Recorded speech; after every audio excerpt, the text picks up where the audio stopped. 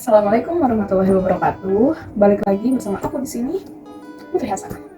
Di video kali ini, sebelum aku ngasih tahu mau ngapain, mau bahas apa, masih ingat gak sih materi di video sebelumnya? Coba, masih ingat gak nih? Kalau lupa dan mungkin ada yang belum nonton, nah mending langsung ke video aku yang sebelumnya, ditonton dulu, dicermati dulu, dan dipahami. Oke, tanpa berlama-lama, seperti biasa, aku akan menjelaskan materi. Sekarang aku akan menjelaskan materi pelajaran akidah akhlak yang bertemakan beriman kepada qada dan qadar. Nah, kalau yang kemarin itu kelompok 3, nah sekarang berarti aku akan menjelaskan materi dari kelompok 4. Oke, di materi beriman kepada qada dan qadar udah juga dijelasin sama teman-temanku dari kelompok 4 menggunakan media digital. Nah, nanti medianya itu ada PPT dan games digital gitu. Nah, ini dia.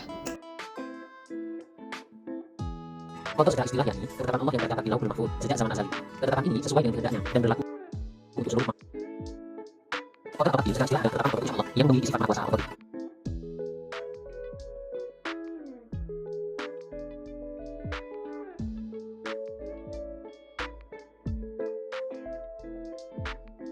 Oke, sekarang aku akan mengomentari media yang mereka gunakan secara keseluruhan. Media digital yaitu untuk fleksibilitas dan efektivitasnya dan ketersediaan alatnya sangat-sangat mudah gitu ya, dan bisa diakses di kapanpun, dimanapun, dan oleh siapapun, karena ini di Canva butuh link saja juga sudah cukup gitu. Untuk biaya ya pasti relatif murah gitu, hanya butuh kuota atau wifi untuk mengakses Canva. Lalu yang setelah saya cari juga, materi ini ditemukan di jenjang MI atau SD kelas 6 gitu. Nah, mungkin ada beberapa perbedaan. Ada yang di SMP baru belajar, SMP kelas 7 atau SMP baru belajar atau mengulang lagi pelajaran tentang beriman kepada qada dan qadar. Menurut aku aspek yang ditekankan di sini yaitu aspek kognitif, di mana siswa dituntut untuk mengerti, mengetahui, memahami apa itu qada dan qadar, contoh-contohnya seperti apa. Selanjutnya yaitu ada aspek afektif, di mana pendidik ingin peserta didiknya mengamalkan dari qada dan qadar dalam kehidupan sehari-hari, baik itu perilaku maupun sikap.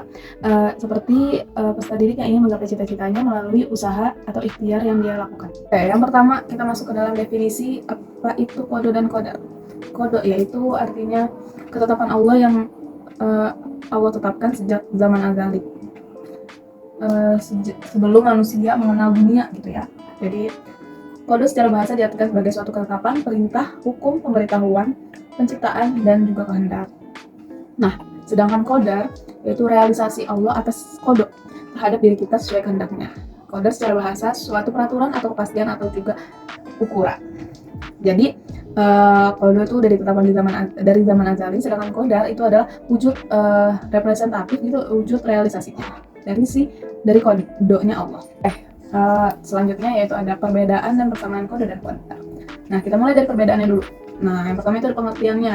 Seperti yang tadi udah aku jelasin sebelumnya, itu pengertiannya udah terlihat dari situ, udah ada perbedaannya. Lalu yang kedua itu ada ketetapannya, dimana kalau misalkan qada udah Allah tetapkan dan tidak bisa kita ubah. Lalu kalau misalkan qadar itu masih bisa berubah sesuai dengan ikhtiar kita, sesuai dengan apa yang kita usahakan gitu untuk merubah suatu nasib, suatu takdir gitu.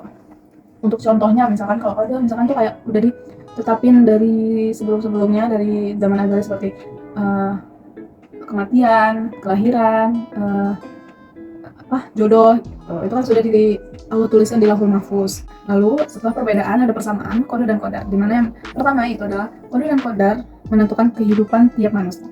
Seperti yang kita tahu, dari mulai kita lahir menjalani kehidupan lalu sampai kita wafat nanti, itu semua udah diatur oleh Allah yang Maha mengetahui. Jadi Allah pastinya sudah mengetahui duluan gitu apa yang akan terjadi oleh kita. Baik itu qada dan qadar, Allah itu membimbing kita untuk berjalan di atas suratan takdir kita sendiri. Jadi itulah persamaannya. Yang kedua, qada dan qadar disetarakan dan disebut bersama dalam rukun iman. Kita disuruh untuk beriman kepada qada dan qadar, nggak bisa salah satunya aja tuh nggak bisa gitu. Oke, selanjutnya itu ada contoh qada dan qadar. Mungkin tadi udah sempat disinggung ya. Nah, ini lebih banyak lagi, yaitu ada kematian, pasangan, kelahiran, cuaca, dan bencana. Nah, ini semua tuh udah Allah tetapkan dan kita juga nggak bisa ngapa-ngapain gitu, cuma Allah yang tahu. Jadi kayak kita nggak tahu kapan kita mati, pasangan kita nanti siapa juga kita tidak tahu. Seseorang yang lahir ke muka bumi ini kita tidak tahu jenis kelaminnya apa nanti, misalkan entah laki-laki atau perempuan, fisiknya seperti apa, hanya Allah yang bisa menetapkan itu semua. Lanjutnya contoh qadar kesehatan. Nah, karena qadar itu adalah takdir yang bisa kita ikhtiarkan. Kalau misalkan kita kurang sehat, tentu ikhtiar kita, usaha kita yaitu ke dokter, berobat, dan ada niatan untuk sehat gitu, semangat untuk sehat. Lalu kegagalan dan keberhasilan. Jika ingin berhasil, kita tentu harus ada usaha yang kita keluarkan. Kalau nggak berusaha, ya konsekuensinya adalah kegagalan. Begitu juga dengan kepandaian kita. Kalau kita mau pandai, mau sukses, kita harus belajar. Usaha kita yaitu tidak pantang menyerah dan terus belajar gitu kan. Lalu rezeki. Emang sudah ditetapkan oleh Allah. Cuman kalau menurut aku rezeki itu juga tetap harus kita jemput, harus kita ada usaha. Jadi Allah akan memberikan rezeki sesuai apa yang kita usahakan gitu. Lalu selanjutnya ada macam-macam takdir. Nah, yaitu ada pertama takdir mubrom, yaitu takdir yang mutlak dari Allah, seperti yang tadi kelahiran, kematian, jodoh, rezeki, dan fisik. Lalu yang kedua itu ada takdir mualak, takdir yang bersifatnya bisa berubah sesuai dengan usaha dan ikhtiarnya kita sebagai manusia, yaitu seperti amal perbuatan, kita berbuat baik atau berbuat jahat, itu akhlak, ilmu, dan kesehatan. Jadi segitu aja materi yang bisa aku sampaikan. Semoga bisa kalian manfaatkan, kalian terapkan, kalian amalkan, kalian ambil baiknya, yang buruk buang jauh-jauh. Wabillahi taufiq wal hidayah. Wassalamualaikum warahmatullahi wabarakatuh.